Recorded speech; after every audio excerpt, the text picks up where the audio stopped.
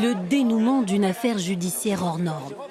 Dès 8 heures ce matin, les accusés qui comparaissaient libres entrent dans la cour criminelle du Vaucluse avec leurs baluchons, prêts à peut-être dormir en prison. Les enfants de Gisèle et Dominique Pellicot arrivent à leur tour, suivis d'une nuée de caméras, tout comme leur mère.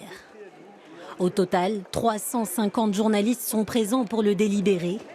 Dans la salle d'audience, chacun des accusés se lève à l'énoncé de sa condamnation. Tous sont déclarés coupables. Dominique Pellicot est condamné à 20 ans de réclusion criminelle. Son avocate n'exclut pas de faire appel. La question est de savoir, est-ce que maintenant on va sur le terrain de l'aménagement de peine et de l'exécution de la peine, ou est-ce qu'au contraire on repart à zéro avec le risque encouru? Je ne sais pas.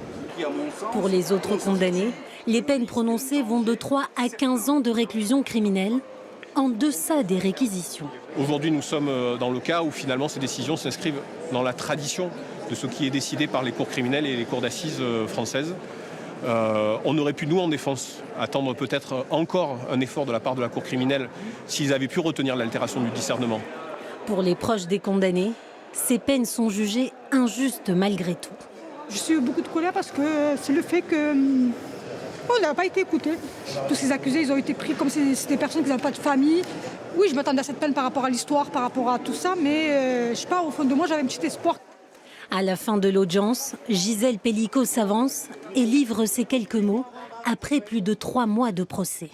J'ai confiance à présent en notre capacité à saisir collectivement un avenir dans lequel chacun, femmes et hommes, puisse vivre en harmonie, dans le respect et la compréhension mutuelle.